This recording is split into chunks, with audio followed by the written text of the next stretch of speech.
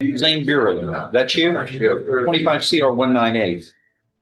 You were charged with first degree felony engaging in organized criminal activity. And he is Mr. Brewster is your attorney. What are we going to do on this? Where are we headed? Is this going to be disposed of, or are you going to try? I don't know what to do, honestly. I haven't been well counseled by Mr. Duke. How do you know that? Because he doesn't want to do. He's not counseling you. He's not giving me nothing besides vague talk. It's nothing. That's what lawyers trying to do. You have to make up your decisions. They give you what the options are, and what the strengths and weaknesses of the case seem to be after discovery. I'm not getting any of that. And you just interrupted me. I can understand why he's having a problem with you, maybe. That's kind of rude. Both of us can't speak at once. We learned that at first grade. All right. Notice how the judge immediately zeroes in on whether the defendant can afford an attorney. That's a key due process safeguard. Courts must confirm a defendant's indigence before assigning counsel. But also, you can already sense the judge's patience thinning. This is not their first rodeo. Rejecting the state's offer, asking to be set on trial like that, and I've asked the court to. You're not able to hire somebody, are you? You're an indigent, right? Yes, sir. Okay. Has he filled out the indigent thing? Do you remember filling out an indigent form showing what you're? Yes, sir.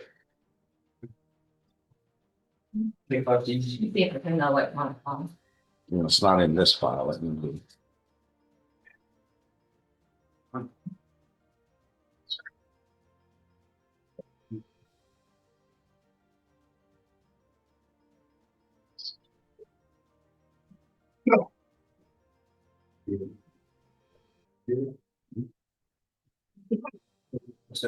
don't have a file.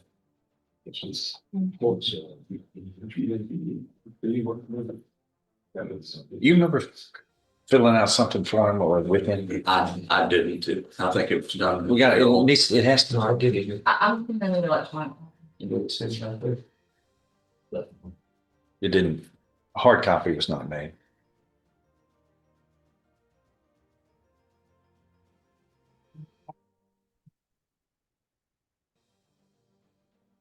So much.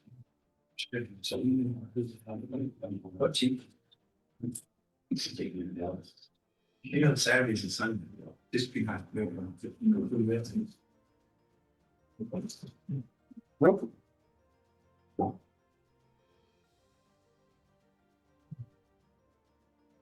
Yes, sir. It's in our electronic law. You see it. Yeah.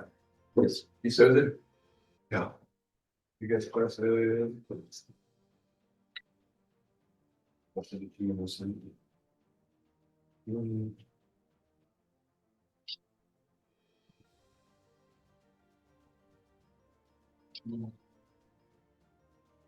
it's a class. Copy of that. I didn't say. There's one copy. That's And the back. how many takes.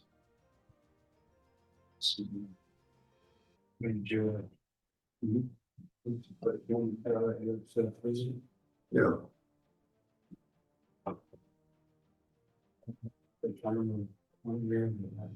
After probation probated. Years. We got to call back there. Then we did. The last time you had an income was what? What was your income? It just varies. What do you do? What's your profession or your occupation? Recording engineer. Sir? I work in a studio, a recording studio. Recording studio. Are you good at it?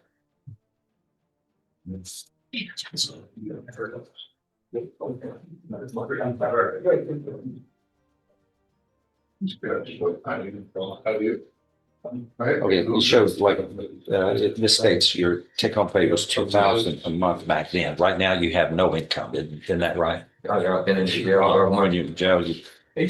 All right. Statuses and which still include indigent. And so an attorney will be appointed to represent you.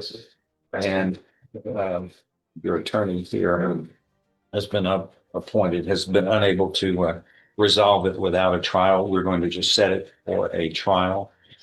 And Mr. Dusler is a competent lawyer. He can certainly do a good job. Are you asking the court for me to relieve him and appoint somebody else to represent you at trial? He doesn't want to work for me. You know, Is that yes? I guess so. Okay, I'm not aware. But I mean, how many times have y'all spoken to each other? And then, We smoked maybe 3 times. He doesn't. Notice how the judge immediately zeroes in on whether the defendant can afford an attorney. That's a key due process safeguard. Courts must confirm a defendant's indigence before assigning counsel.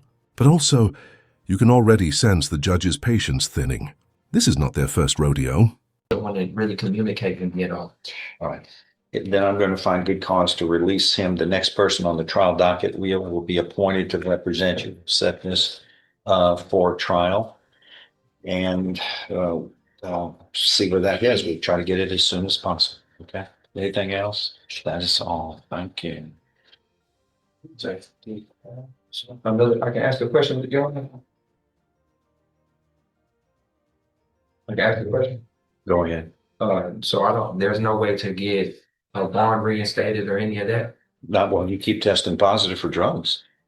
Is there anywhere I can be drug tested? Yeah. Well, we've been testing you regularly and you keep testing positive for THC, tetrahydrocannabinol. I don't know how that's happening in the jail. No, You're getting tested marijuana, but out. you're testing positive. But that's the problem because each of positive test is a crime. You're illegally possessing drugs. That weighs against you on getting a bond. You keep I apologize. yeah, when you want to stop interrupting me, we'll bring you back out and we can talk. But every time you interrupt, you ruin your communication with me, sir. David Henry is called next, 25 CR 1327 and 1328. The defendant is charged in each case with the first degree felonies of continuous sexual abuse of a child under 14. If convicted in each of these enhanced first degree felonies, we're looking at no less than 25. Yes, sir. No less than 25 years in prison up to life imprisonment. I don't believe there's a fine on these. So And here comes the gut punch. The judge lays out the charges. Continuous sexual abuse of a child under 14. In Texas law, that's one of the harshest felony tiers, 25 years to life, without parole eligibility until all 25 are served. Imagine the weight in that room when he said no less than 25 years. it's 25 to 99 years confinement or life imprisonment. Also, the parole on this is day for day, isn't it? That's correct. So the minimum sentence is 25 years, and if sentenced to the minimum, the defendant would have to serve 25 calendar years before he would be released. So look at the thing here. These are not two separate events with the same child. These are two separate children younger than 14 years of age alleged to have been victimized, correct? That's correct, Your Honor. All right. Is there any other enhancements there? I don't think so, no. It's, I'm aware, Your Honor. it's, no, I haven't seen any 1327 prior looks like history. it alleges.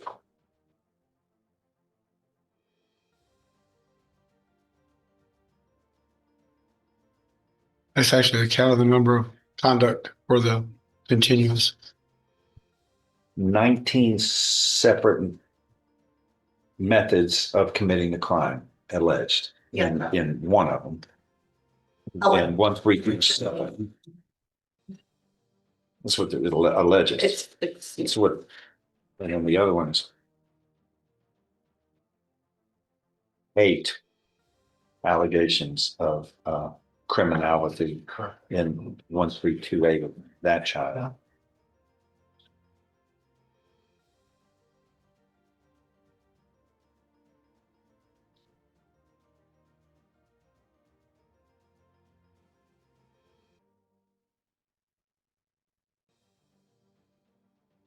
The defendant lived in Newton County, but these all occurred here in allegedly in Jefferson County, Texas, correct? Yes, sir. The age of the children, I don't see how. 16, and the other one is over the age of 18. Couldn't have been at the time. Not at the time. No, I'm talking about the time of the event. Well, that's Do we, Let's see. 5 for one, six, and yeah, 11 or 12 for it's the other. allegedly December 2015 and 1328 and on or about December in 2016. So what would the ages be? Years for one, and 11 or 12 for the second child, Okay. which is the one alleging 8 separate offenses. The female, Or it's the female. that's correct.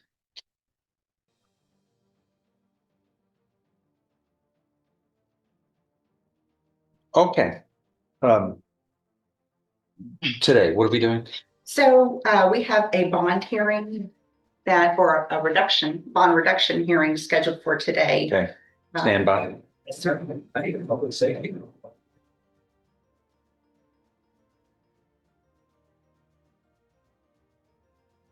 Safety report. A safety report. I don't think he has one. When there's a bond here, I have to have a public safety report now, as law requires, so the court knows if there's any other criminal history, among other things, that the public safety report reports. But while we're waiting, go ahead. Yes, sir. So I have filed a motion to reduce. The bonds are Defense goes bold, asking to slash a $500,000 bond down to $25,000 or even release on personal recognizance. But look how the prosecutor plays it. This isn't just about money, it's about public safety. The court's job here is balancing the presumption of innocence against potential harm to others. what right here? 500,000 each. In each. Yes, sir. In my motion, I have requested that the bond each be reduced to $25,000, or that he be released on his own personal recognizance. And See that.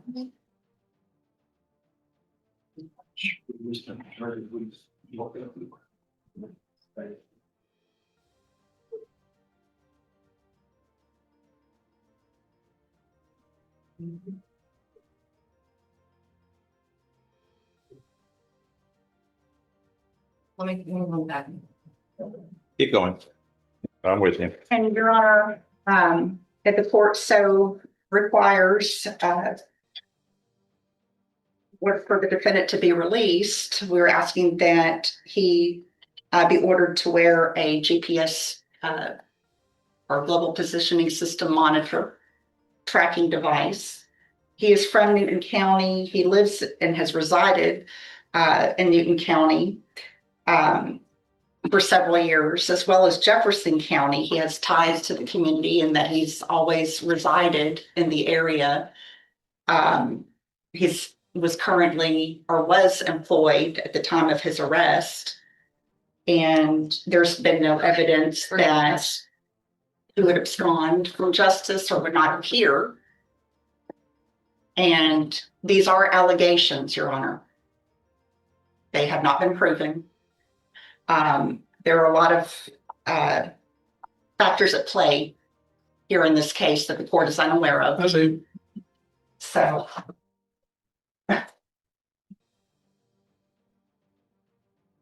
Your Honor, Mr. Henry also suffers from a physical disability. As you can see, he's confined to a wheelchair because prior to his incarceration, he has to wear a leg brace. What? Well, he can't walk without his leg brace. And so what's the point? I mean, everybody has a disability of some sort. Using that as an excuse or a reason for him to be released, but clearly he has that would also hinder him from absconding if, in addition to him wearing a global tracking device. Although the grand jury has in its allegations, it didn't hinder him from allegedly committing two of the most serious types of crimes that the state penal code has printed and determined are punishable. John. Jones. I understand, Your Honor. Are Still, these his children? I'm sorry. These here? One is the biological daughter and the other is a stepdaughter.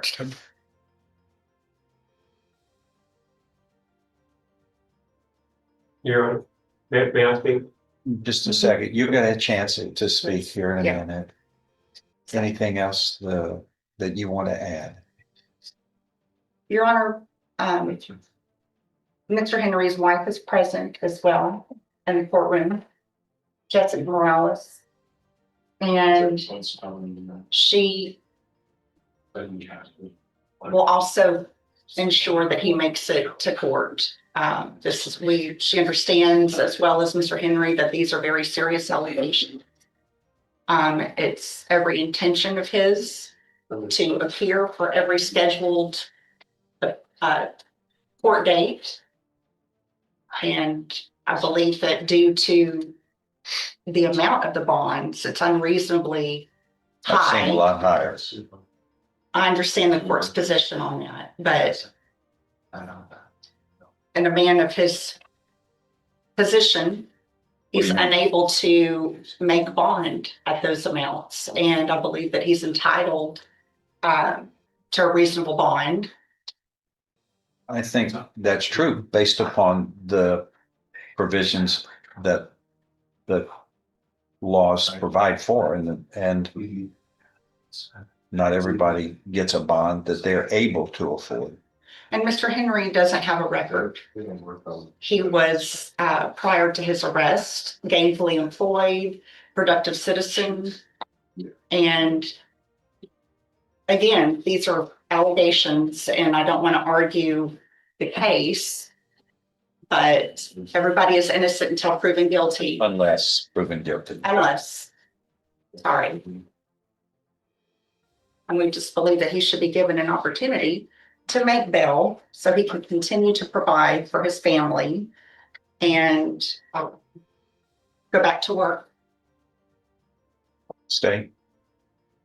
Judge, this is not an unusual bond for these type of offenses we've had in this court. And looking at the ages of the children at the times, the amount of actual contact he had that's alleged in our indictment. What are the ages of the children at the time it is alleged that he sexually abused them? But she stated, Judge, that they were, one was 11 or 12 and 10 or 11. The other one was about 5 or 6, depending on the age group, because there were several years involved. Sir, in each of these cases, it's alleged there were multiple acts. Yes, sir.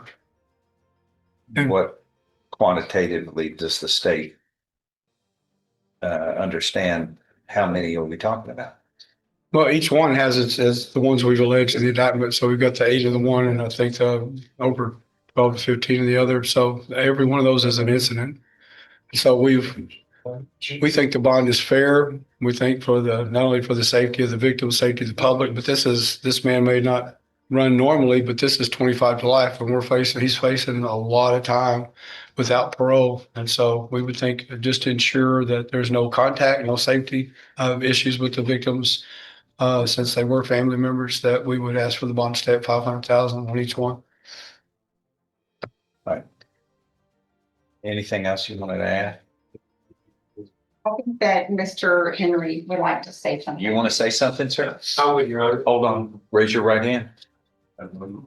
As best you can. Do you solemnly swear or affirm any statements that you are about to make shall be the truth, the whole truth, and nothing but the truth, so help you God? I do, Your Honor. Lower your hand. Go ahead. If you will allow me to make bond, I'm not gonna run. I mean, if they would have called me, I'd have brought myself to them and thrown myself in. I don't run. The I mean, I haven't, I'm innocent. I haven't done, I did not do this. Well, you can imagine everybody says that who's in here, and you have a presumption of innocence under the law. The grand jury, though, has deemed probable cause exists otherwise, and that's where we move from. Okay, The law provides that the bonds that are set are not necessarily a hearing based upon a hearing of witnesses, but based upon information that the court has. I have probable cause affidavits in each of these cases and other information that the court has referred to. The legislature that enacted this law set forth this confinement, this punishment for each of these offenses. It is only superseded by capital murder convictions. That's the only more serious punishment range in the state of Texas for such a crime. So it has its level of seriousness, which is most high, that the legislative branch set the laws for. So, and the court bases bond hearings on a couple of things, not the least of which are the information that the circumstances of the crime alleged and criminal histories. Those are the two major components. Here, I don't see a criminal history as a factor. Nonetheless, the seriousness of these allegations, as found, probably occurred based upon probable cause of the grand jury decision, or as we said, such a serious crime. Only more serious is capital murder, which is death penalty. And what we're also speaking about is that the victims are not adults; these are children. What is the price of the loss of the innocence of a child? What is the Then comes the judge's haunting monologue. What is the price of a child's innocence? That's not courtroom rhetoric. That's moral philosophy cloaked in judicial language. The audience can almost feel him grappling between law and humanity. And in that moment, every word feels like a verdict. price? What is the value? Anybody want to say there's something more important on this planet than that? No. That's what we're talking about, these circumstances. So, anything else you want to add? You wanted to say something? I mean, I'll comply with whatever conditions the court sets for me. I mean, GPS tracker, whatever y'all want me to do. How does that prevent you from harming another child if this occurred? I did. How would this prevent you from harming a child if you wanted to? How does the global positioning track device prevent that? It just shows where you I are. don't drive. It doesn't prevent you from committing an act. Well, chemically castrate me. It doesn't matter. I didn't do it. Okay. Well, that's why we're going to have a jury trial on this, is what we want, right? On a jury Yes. trial. Let's get this moving. We'll get this moved quick enough. Yes, sir. Your request for a bond relief is well presented. It's denied. The court feels the circumstances of the offense as the probable cause affidavit show. Put this court in such a position. How can I guarantee a child safety under these circumstances? And yeah, you're presumed innocent. I wrote the leading article on that. I'm in the state of Texas, so I believe in that.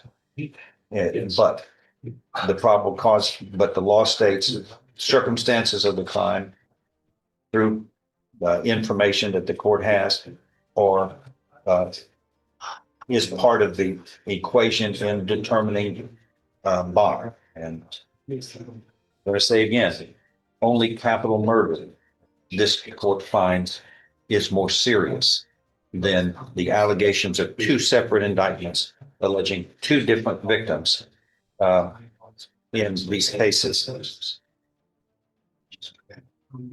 So that compounds the problem. There's not one. I'm looking at the public safety report here that the court is required to review. And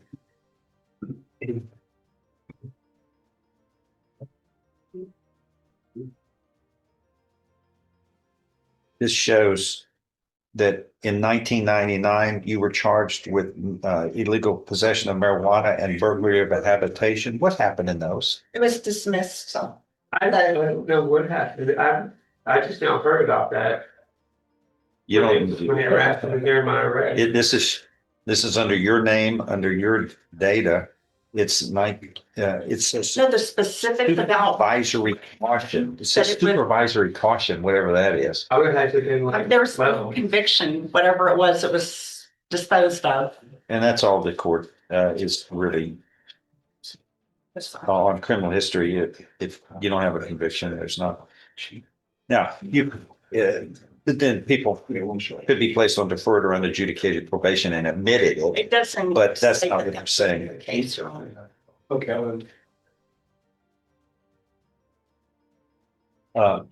If, sir, somehow you were able to provide bonds in these cases, the magistrate who set these bonds originally at $500,000, I can't read the signature, we'll show up. But- he or she provided that there will be no contact at any time of the victims. You must have a GPS device and remain in Jefferson, Orange, and or Newton counties if you were able to post a bond. So those would be required Yes, if sir. you were able to post a bond in these cases. Why ain't long? No, just. Anything else? No, sir. All right. Again, the probable cause affidavits are part of this hearing in each of these cases, plus the public safety reports. All right. And this will be set with five. You want to Yeah. represent? And when can the state be ready on this? We're going to fast track it. Yes, sir. Since we got holidays coming up, I know it has to we be. could do it right after the holidays because these girls. How do can we set it for late January? Yes, sir. All right, it'll be set for January. Thank you. Thank you, sir. Your Honor, may I approach? No, sir. You may approach anytime.